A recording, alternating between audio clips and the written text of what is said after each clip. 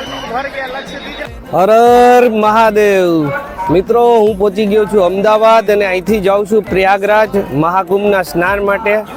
અને ticket confirm મળી નથી, લોકલમાં જવાનું છે તો લોકલની ગર્દી તમને બતાવી દઉં કઈ રીતની છે. જો મિત્રો, આપ જે આ લાઈન જોઈ રહ્યા છો તે અમદાવાદ સ્ટેશનથી લોકલ જે જનરલ ટિકિટ હોય તેની લાઈન છે ગોરખપુર માટે.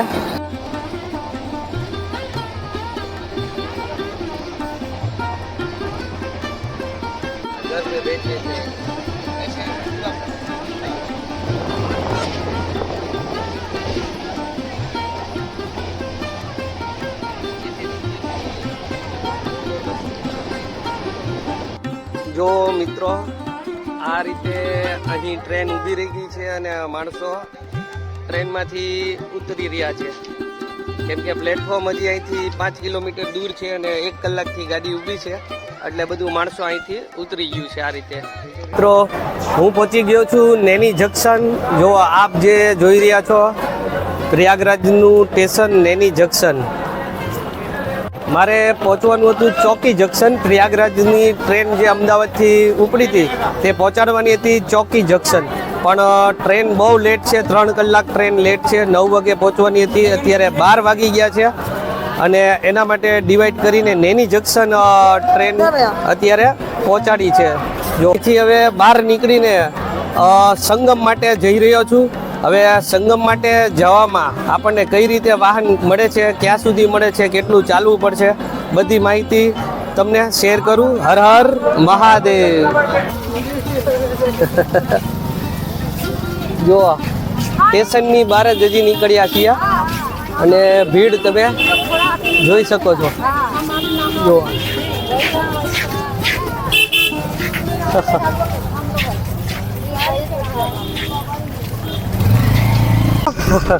સ્ટેશનની બહારથી આ રીતની એક ઓટો રિક્ષા મળશે, જે આપણને નયા પુલ બન્યો છે ત્યાં સુધી ઉતારશે. આમ તો એનું ભાડું 20 રૂપિયા હોય છે, પણ દાદા 30 રૂપિયા કીધા છે, છતાં અમે બેઠી ગયા છીએ. નયા કાકા એમ કે છે કે બહુ ભીડ છે, પણ ખરેખર તો જે યાર કુંભનું સ્નાન ભીડમાં જ હોય ને યાર, એની જ મજા હોય. હર હર મહાદેવ. જો અત્યારે મને આ જે સામે તમને બતાવી નવો પુલ એ ત્યાં ઉતાર્યા છે. અહીંથી રસ્તો ચડીને ત્યાં જવાનું ને દાદા એમ કહે છે અહીંથી કે 3 કિલોમીટર સંગમ છે. ચાલો જોઈએ હવે કેટલું છે. હર હર મહાદેવ. નયા પુલ ઓટોમાં અમે ઉતર્યા, ત્યાંથી આ ભાઈ મળ્યા છે. આ રીતની ગાડીમાં આપણને બેઠાડ્યા અને 40 રૂપિયા લે છે. લેપ્રોસી માટે આપણને ઉતારશે અને ત્યાંથી સંગમ થોડુંક દૂર છે. संगम वहाँ से कितनी दूर है? वहाँ से संगम आधा किलोमीटर दूर बोल रहे हैं. तक जाएं.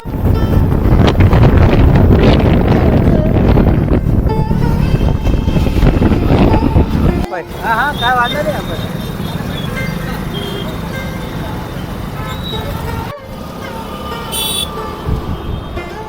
હર હર ગંગે.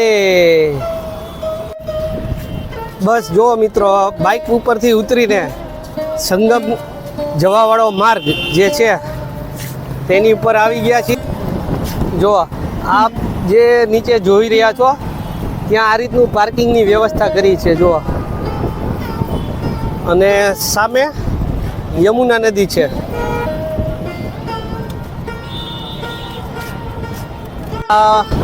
ટેન્ટ આ રીતના કંઈક બનાવ્યા છે રહેવા માટે યમુના નદીના ઘાટ ઉપર. આ જે બતાવી રહી છે તે છે યમુના નદી.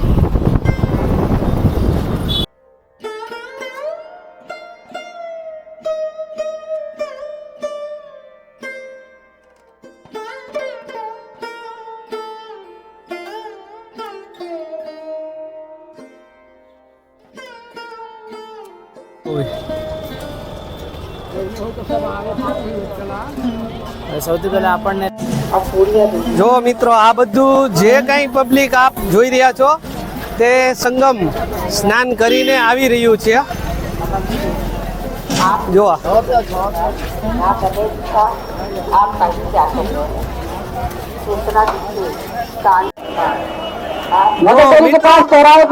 અત્યારે અહીંયા સુધી વાહન મળી જશે, જેમ કે ઓટો અને બાઇક, પણ અહીંથી ફરજિયાત આપણે ચાલીને જવું. આ રસ્તો સંગમ ઘાટ ઉપર જશે, જે આપણે ફરજિયાત ચાલીને જવું પડશે.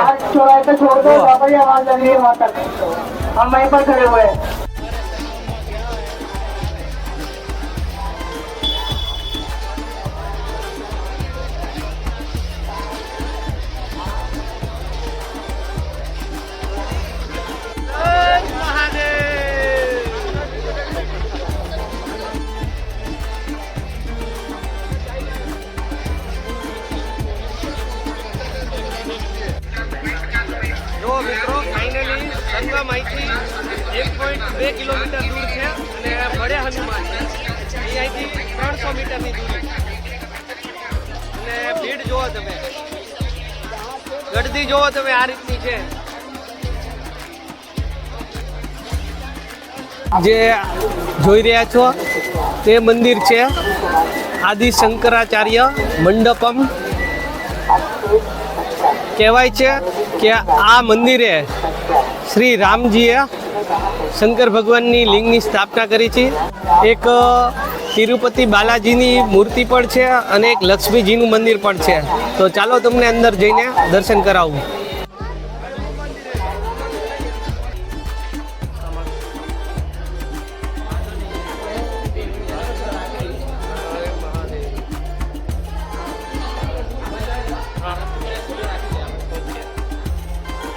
છે બાલાજીની મૂર્તિ. આની અંદર બાલાજીનું પણ મંદિર છે. જોવા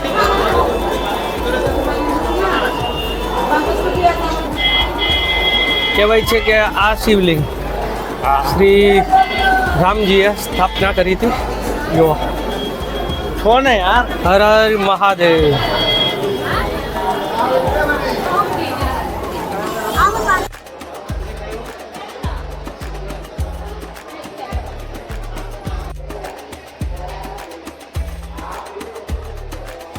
જો આપ જે જોઈ રહ્યા છો પૂરો સંગમ ઘાટ જ છે. આ પાછળ બધું બતાવીએ. મુખ્ય મેળાનું સ્થાન જે છે. જો મિત્રો આપણે જે દર્શન કર્યા આદિ શંકર ભગવાન મંડપમ મંદિર, જે ખરેખર અહીંયા આવીએ તો દર્શન કરવા જોવે એવું મંદિર છે. એકી સાથે આપણને મહાલક્ષ્મીજી, તિરુપતિ બાલાજી અને મહાદેવના સાક્ષાત દર્શન થાય છે. હર હર મહાદેવ. જો મિત્રો આ રસ્તે જે આપણે બતાવી ત્યાં હતું આદિ મંડપ શંકર મંદિર, અને જો અહીંયા છે તેની બરોબર નજીક જગદીશ ભગવાનનું મંદિર. જો આ રીતે આ એનું ગર્ભગૃહ છે. જય જગદીશજી. જો હર હર મહાદેવ. લેટે હનુમાન મંદિર, જેને બડા હનુમાન મંદિર પણ કહેવામાં આવે છે. જો આ એનું મેઇન પ્રવેશ દ્વાર છે. આ સામે દેખાય. અત્યારે મંદિર બંધ છે, 5 વાગે ખોલું છે. જો આ રીતની પ્લેટો નાખેલી છે અત્યારે અહીંયા માટીની હિસાબે. જો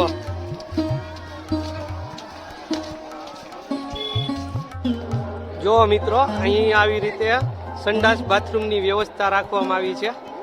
જો અને આ માર્ગ સીધો સંગમ જાય છે. હર હર મહાદેવ. જો મિત્રો સંગમ દ્વાર આવી ગયા છીએ. બસ આ દ્વારની અંદરથી સંગમ ઘાટ શરૂ થશે. તો ચાલો આપણે પવિત્ર સ્નાન કરીએ. હર હર મહાદેવ. એક કામ કરી શકીએ. જો મિત્રો આ છે મુખ્ય સંગમ ઘાટ. જો અહીંયા આ રીતે મહાકુંભનું સ્નાન કરે છે. સામેથી જે દેખાય છે તે બોટ અહીંયા જ આપણને લાવે છે વચમાં, અને ત્યાં જ સ્નાન કરાવે છે. જો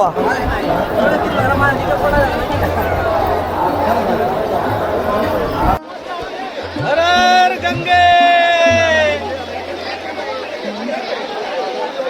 હર હર ગંગે. પ્રયાગરાજ સંગમમાં જ્યાં ગંગા યમુના અને સરસ્વતી નદીનું પવિત્ર સંગમ થાય છે અને 144 વર્ષે આવેલ આ મહાકુંભનો લાભ જે લઈ રહ્યો છું, જે મળી રહ્યો આનંદ આવી રહ્યો છે, જે એ કંઈક અનેરો જ આનંદ છે. હર હર મહાદેવ. હું તો કેવું મારું એવું છે કે હરેક હિન્દુને જીવનમાં અવશ્ય એકવાર આ તકનો લાભ લેવો જોઈએ. હર હર મહાદેવ.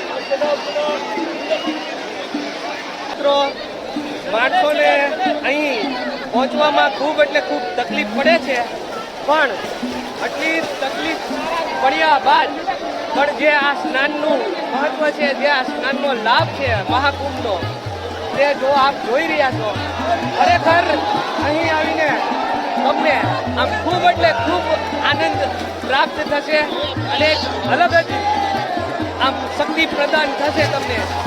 એવું છે જોવા મહાકુંભનું મહાસ્નાન. હર હર મહાદેવ.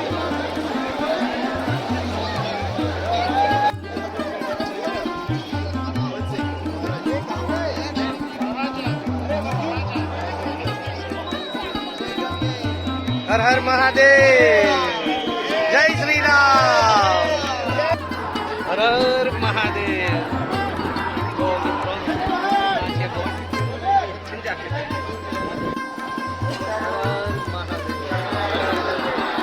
તો મિત્રો અલગ ટાઈપનું બોટ છે. પહેલી વખત જોઈ છે.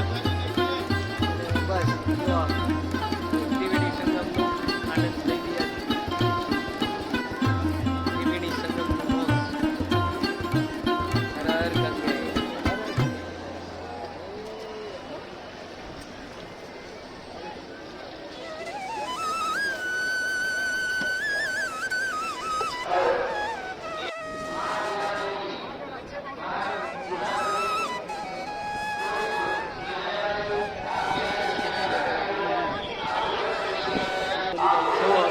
આપ આ જે જલ જોઈ રહ્યા છો, આ છે યમુનાજી.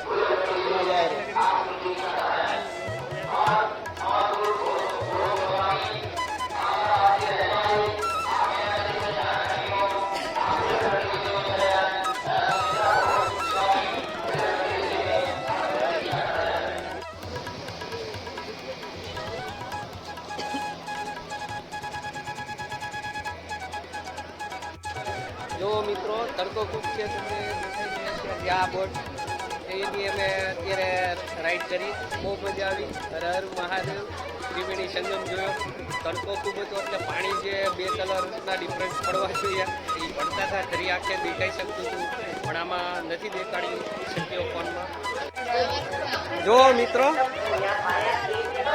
આ ઘાટ ઉપરથી આપણને બોટ મળી જઈએ. અમે જે જોઈ રહ્યા છો ત્યાં ત્રિવેણી સંગમ છે, એ ટેન્ટ દેખાય ત્યાં.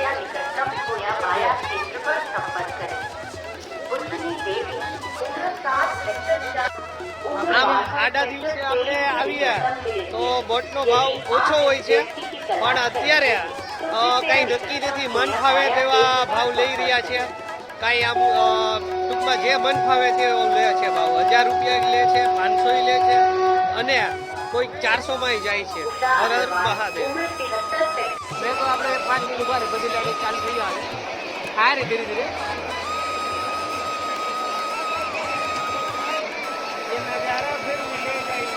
સહી હે.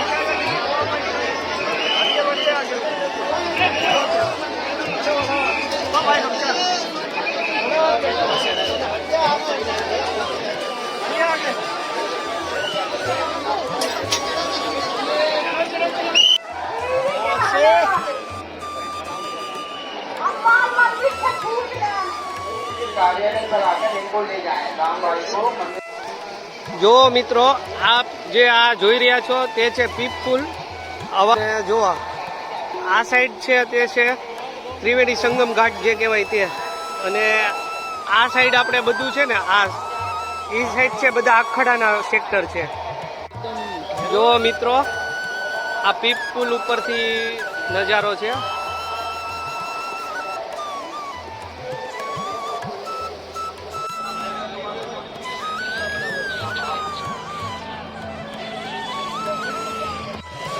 આપણે ન્યા પૂછી જોઈએ બરોબર.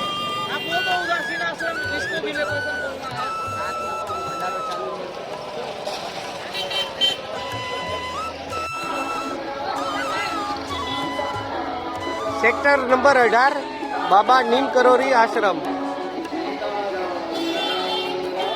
જો મિત્રો અહીંયા આપણને આવી રીતે હરેક જગ્યાએ પ્રસાદ મળી જશે.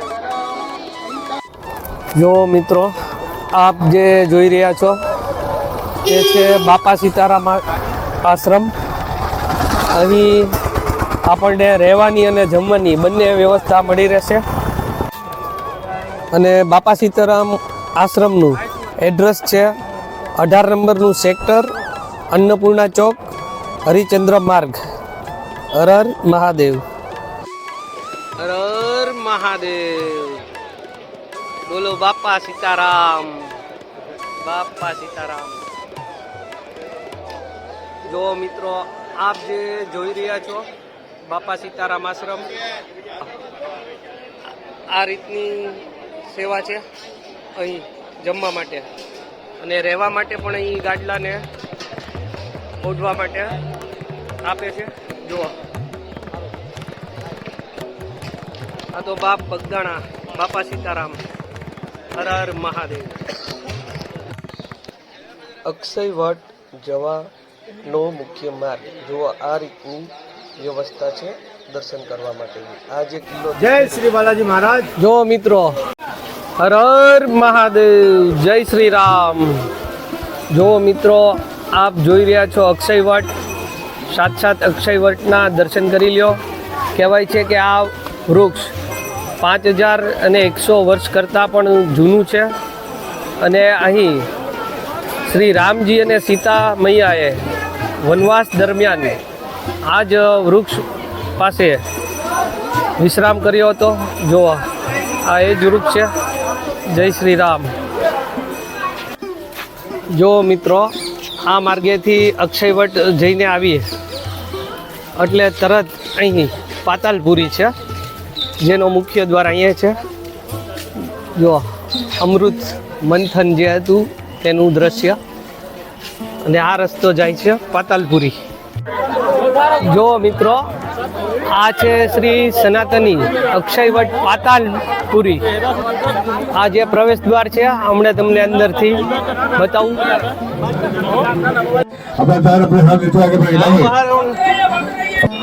પાતાલપુરી મંદિરની અંદર જુઓ આ એક શિવલિંગ પણ છે, જેના તમે દર્શન કરી રહ્યા છો. હર હર મહાદેવ. હર હર મહાદેવ.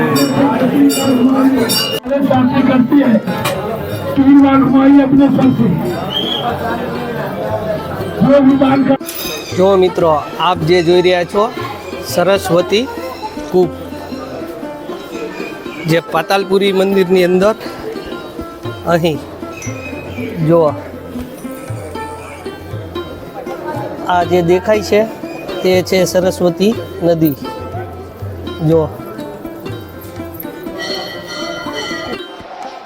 મિત્રો આપ જે જોઈ રહ્યા છો તે છે નાગ વાસુકીજીનું મંદિર. સમુદ્ર મંથન જ્યારે થયું હતું ત્યારે જે રસ્સીનું કામ કર્યું હતું તે આ નાગ વાસુકીજી હતા. જો તો આપ જે જોઈ રહ્યા છો તે છે નાગ વાસુકીનું મંદિર. જો આ તેનું મુખ્ય મંદિર છે. અંદર મોબાઈલ નોટ અલાઉડ છે એટલે અંદરના દર્શન નથી કરી આવી રહ્યો. જો આ જોઈ લ્યો. જો મિત્રો આપ જે જોઈ રહ્યા છો વેણી માધવ મંદિર, વેણી માધવ મંદિર. આ મંદિરની ખાસિયત એ છે કે આ મંદિર માધવના મુખ્ય 12 મંદિરમાંથી એક મંદિર છે અને અહીં ભગવાન શ્રી વેણી માધવ ચતુર્ભુજા ના સ્વરૂપમાં છે. તો ચાલો તમને અંદરના દર્શન કરાવું. અને જય શ્રી વેણી માધવાય નમઃ. જો મિત્રો તમે જે દર્શન કરી રહ્યા છો તે છે શ્રી વેણી માધવાય નમઃ.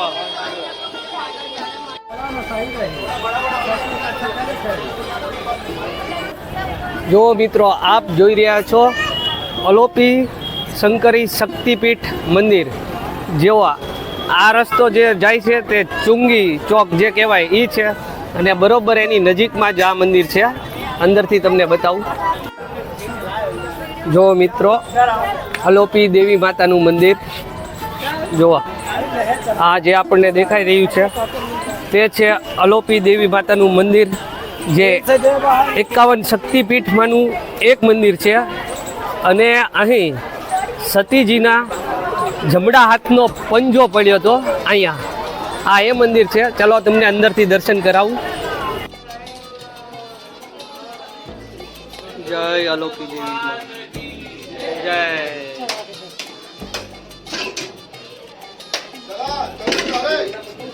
જો મંદિરની અંદર ભક્તો આ રીતે પૂજા કરે છે, દીવા જગાવે છે અને નવા લગ્ન થયા હોય તે લોકો પૂજા કરવા માટે આવે છે. આ રીતે જુઓ.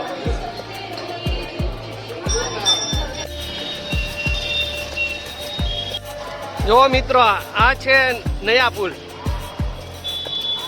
નયા પુલ કંઈક આ રીતનું આવશે. અહીંથી સંગમ 3 કિલોમીટર દૂર છે. જોવા આ રીતનું આવશે. જો મિત્રો આપને આ જે દેખાઈ રહ્યું છે તે છે સેક્ટર નંબર 23. ત્યાં 12 જ્યોતિર્લિંગ રુદ્રાક્ષના બનાવેલા છે. જો હું બ્રિજ ઉપર છું, અહીંયા બ્રિજ ક્રોસ કરીને ઘણું ફરવું પડે એવું છે, એટલા માટે અહીંથી દેખાડી રહ્યો છું. દર્શન કરી લ્યો. હર હર મહાદેવ.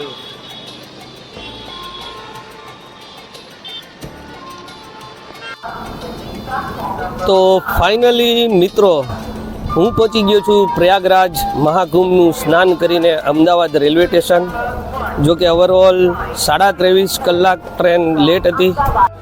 આ કુંભ મેળો આપણને જીવનમાં એવું શીખવાડે છે કે આપણે કરોડોની ભીડ વચ્ચે પણ આપણે કઈ રીતે રહી શકીએ અને હરેક વ્યક્તિ સાથે આપણે કઈ રીતે ભળી શકીએ. બસ આ કરોડો લોકોની એક આસ્થાનું પ્રતીક છે.